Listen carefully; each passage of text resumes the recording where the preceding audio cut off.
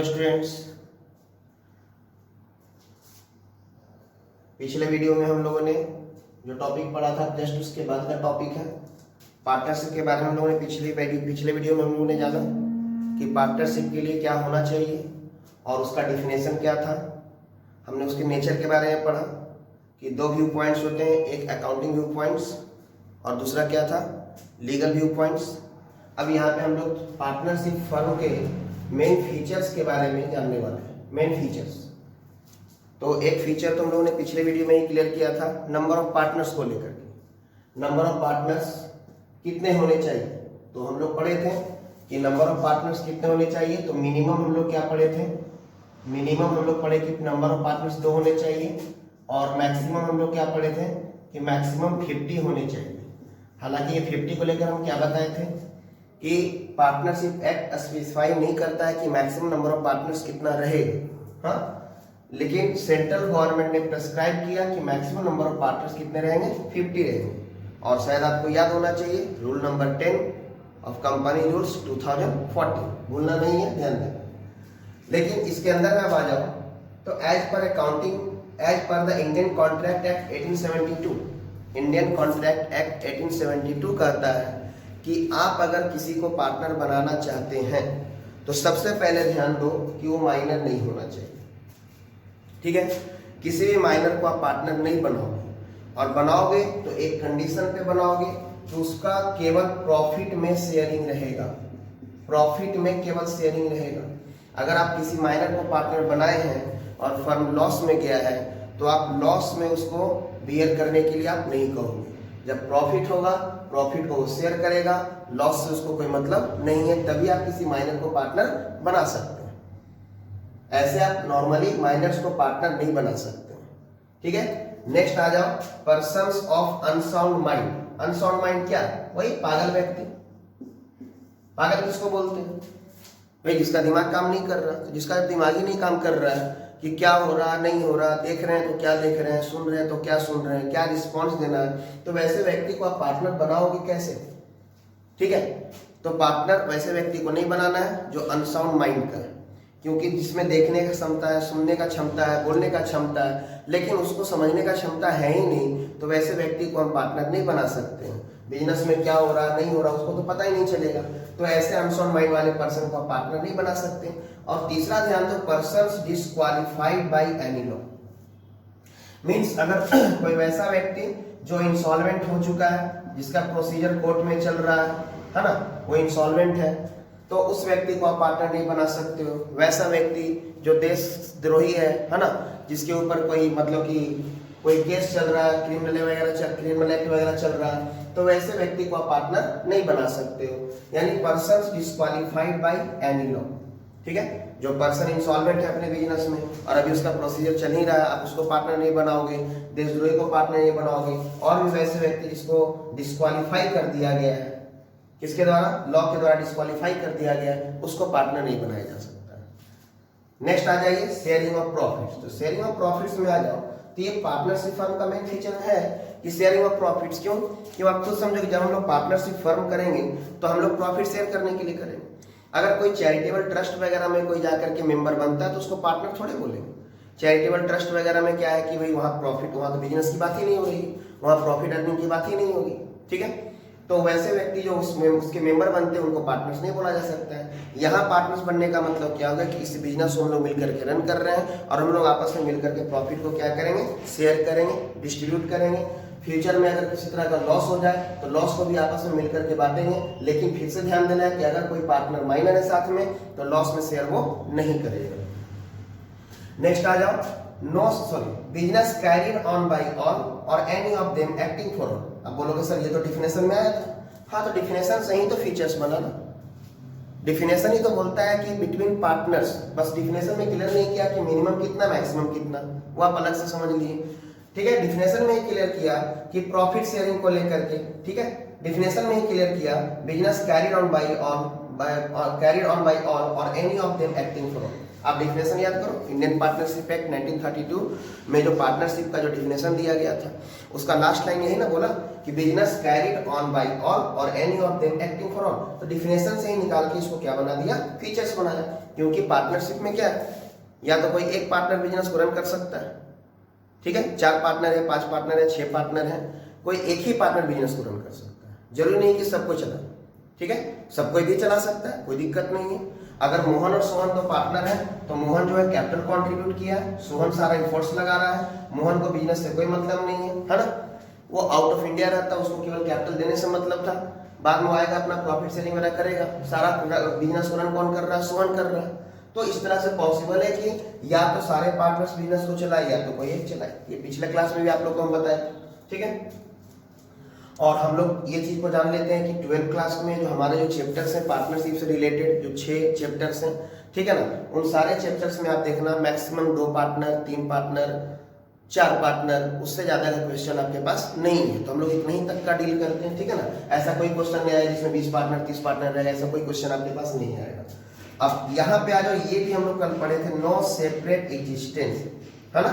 देखा जाए तो अकाउंटिंग व्यू पॉइंट से क्या था, अकाउंटिंग व्यू पॉइंट के अकॉर्डिंग सेपरेट एग्जिस्टेंस है, पार्टनर्स और पार्टनरशिप फर्म में सेपरेट दोनों के दोनों अलग है। लेकिन लीगल व्यू पॉइंट से देखा जाए तो पार्टनर्स और पार्टनरशिप फर्म दोनों के दोनों क्या है, सेम है ना, सेम लीगल एंटिटी है, अलग नहीं है, ठीक है।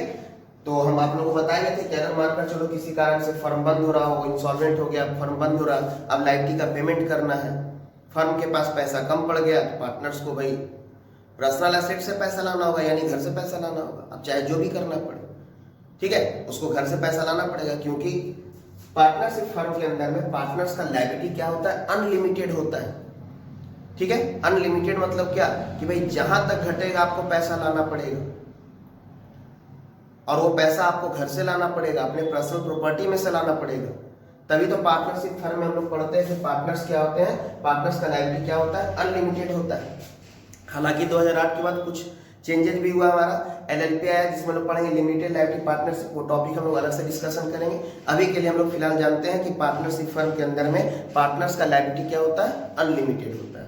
अनलिमिटेड लायबिलिटी का मतलब कि अगर क्रेडिटर्स को पेमेंट करना है, ठीक है, लोन का पेमेंट करना है, फर्म के पास पैसा नहीं है, फर्म बंद होने जा रहा है, तो जितने भी पार्टनर्स हैं उनको अपना पर्सनल प्रॉपर्टी से यानी अपने घर से पैसा लाकर देना पड़ेगा, लेकिन देना पड़ेगा। ऐसा नहीं है कि आप बिजनेस के लिए कर्ज ले लिए थे, अब बिजनेस यहाँ बंद हो रहा है, अब आपको कर्ज का क्रेडिटर्स को बैंक लोन चाहे जो भी आप कर्ज के रूप में लिए हुए थे, है ना, आउटसाइड लाइबिलिटीज का पेमेंट करने की बात है, तो भाई फर्म का तो पैसा खत्म हो गया, अब हम कहाँ से दें, ऐसे नहीं होगा, आपको घर से ला करके देना पड़ेगा, लेकिन देना पड़ेगा, ठीक है। इससे भी रिलेटेड आपका आगे चैप्टर्स बनने वाला है, हाँ, तो वो सब लोग आगे देखेंगे।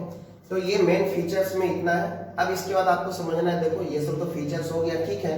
अब मोहन और सोहन अगर बिजनेस को स्टार्ट करना चाह रहा है साथ में मिल करके, तो चलो अच्छी बात है कि दोनों आपस में सहमत है, दोनों को एक दूसरे पे विश्वास है, लेकिन ये विश्वास हमेशा बने रहेगा इस बात का कोई गारंटी नहीं। हो सकता है फ्यूचर में किसी तरह का आपस में दोनों में लड़ाई झगड़ा हो जाए, चाहे प्रॉफिट डिस्ट्रीब्यूशन को लेकर के या किसी और चीज को लेकर के, तो नॉर्मली एक एग्रीमेंट हो जाना चाहिए, ठीक है ना, एक एग्रीमेंट हो जाना चाहिए। ये एग्रीमेंट ओरल भी हो सकता है, ठीक है ना, ये एग्रीमेंट ओरल भी हो सकता है और रिटेन भी हो सकता है। एग्रीमेंट को हम लोग यहाँ डीड भी बोलते हैं, बस जो रिटेन एग्रीमेंट है उसको हम लोग डीड बोल देते हैं। तो पार्टनरशिप डीड यानी नेक्स्ट टॉपिक आपका क्या है, पार्टनरशिप डीड। इस पार्टनरशिप डीड के बारे में आपको समझना है कि ये कंपलसरी नहीं है, फिर से बोल रहे हैं कि ये कंपलसरी नहीं है, ठीक है ना। पार्टनरशिप डीड का मतलब क्या कि इसमें आप जो पार्टनर्स फ्यूचर में किसी तरह का उनके पास आपस में डिस्प्यूट हो जाए, मिसअंडरस्टैंडिंग हो जाए, तो ये डीड के हेल्प से वे आपस में अपने कंफ्यूजन को क्लियर कर सकते हैं। मानकर चलो प्रॉफिट डिस्ट्रीब्यूशन को लेकर के कंफ्यूजन हो गया, ठीक है ना, कि हम लोग तो प्रॉफिट के लिए इक्वली बांट रहे थे, इक्वली नहीं बांटना है, आप 60% रखो। मोहन बोलेगा हम 60% रखेंगे, हम कैपिटल लगाए हैं, आप 40% रखो, तो सोहन बोलेगा कि ठीक है हम 60% रखेंगे, हम सारा मेहनत कर रहे हैं। तो इस तरह का वाद विवाद अगर होगा तो भाई पार्टनरशिप लंबे समय तक नहीं चल पाएगा। इससे अच्छा है कि हम लोग कोई डीड करके रख लेते हैं, किसी तरह का प्रॉब्लम हो तो डीड में देख लें जाके क्या करना है। यानी ये पार्टनरशिप डीड है क्या, तो पार्टनरशिप डीड के अंदर में सारे कंडीशंस लिखे हुए हैं, टर्म्स एंड कंडीशंस लिखे हुए हैं। इसी पार्टनरशिप डीड को हम लोग आर्टिकल्स ऑफ पार्टनरशिप भी बोलते हैं। ध्यान देना, आर्टिकल्स ऑफ पार्टनरशिप, ठीक है, articles of partnership. Partnership deed को हम लोग आर्टिकल्स ऑफ पार्टनरशिप बोलते हैं। इस डीड में है क्या, तो इस डीड में क्या मेंशन किया हुआ है,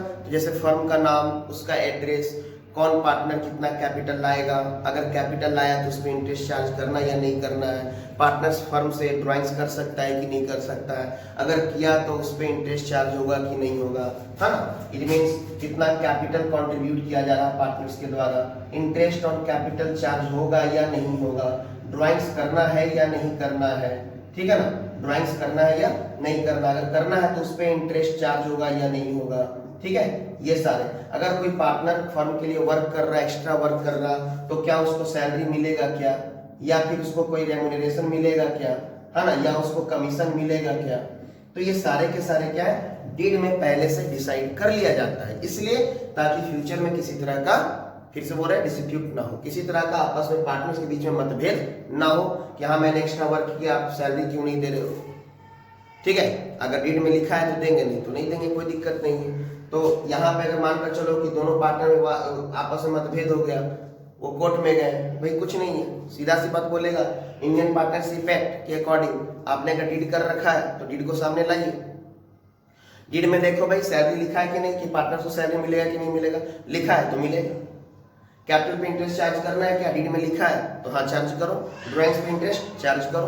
अगर कोई पार्टनर फर्म को लोन दिया, हालांकि ये टॉपिक हम लोग आगे चल के और अच्छे से डिस्कशन करेंगे, अभी केवल डीड के बारे में समझाया जा रहा है। अगर कोई पार्टनर फर्म को लोन दिया तो क्या उसको इंटरेस्ट मिलना चाहिए, नहीं मिलना चाहिए, ये सारे की सारी बातें डीड में रहती हैं। अब अगर सोच लो कि डीड हुआ ही नहीं था, सोहन और मोहन बहुत अच्छे दोस्त थे, बचपन के दोस्त थे, एक दूसरे के ऊपर पूरा विश्वास था, फुल फेथ था, तीन लोगों ने डीड किया ही नहीं था रिटेन वाला, इन्होंने ओरल एग्रीमेंट करके रखा था। अब ओरल एग्रीमेंट करने के बाद फ्यूचर में क्या हो गया, आपस में दोनों के बीच में लड़ाई। अब क्या करना है, अब तो कोर्ट के सामने ये भी नहीं बोला सकता कि हमने डीड नहीं किया, है ना। अगर डीड नहीं किया है तो डीड नहीं हुआ तो फिर कैसे क्या होगा, तो डीड नहीं हुआ तो इसको भी लेकर के एक अलग रूल है ना, जिसको हम लोग कहते हैं प्रोविजंस ऑफ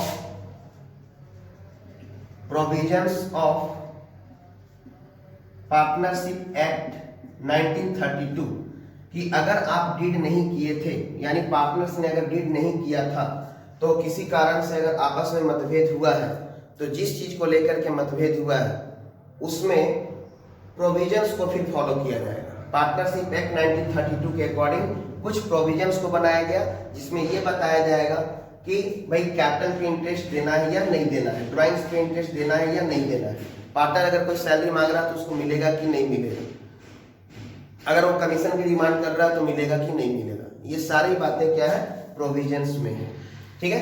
तो ये प्रोविजंस को हम लोग अलग से इसको पढ़ेंगे। इस प्रोविजंस में कुछ कंडीशंस है जिसको हम लोग को जानना है कि अगर डीड नहीं हुआ है या डीड में ये बातों को लेकर के साइलेंट कर दिया गया था, इन बातों का कहीं पे डिटेल किया ही नहीं गया था डीड में, तब उस समय ये प्रोविजन सामने आएगा। अब प्रोविजन में जो लिखा रहेगा हम लोग उसको फॉलो करें, ठीक है। तो आज के लिए आप इतना समझो कि हम लोगों ने अभी तक क्या पढ़ा। फर्स्ट वीडियो में हम लोगों ने पढ़ा था पार्टनरशिप के बारे में, उसके डिफिनेशन के बारे में, देन उसके फीचर्स के बारे में, है ना। पार्टनरशिप डीड क्या होता है आप समझ गए। डीड कंपलसरी नहीं, फिर से बोल रहे हैं, डीड कंपलसरी नहीं है।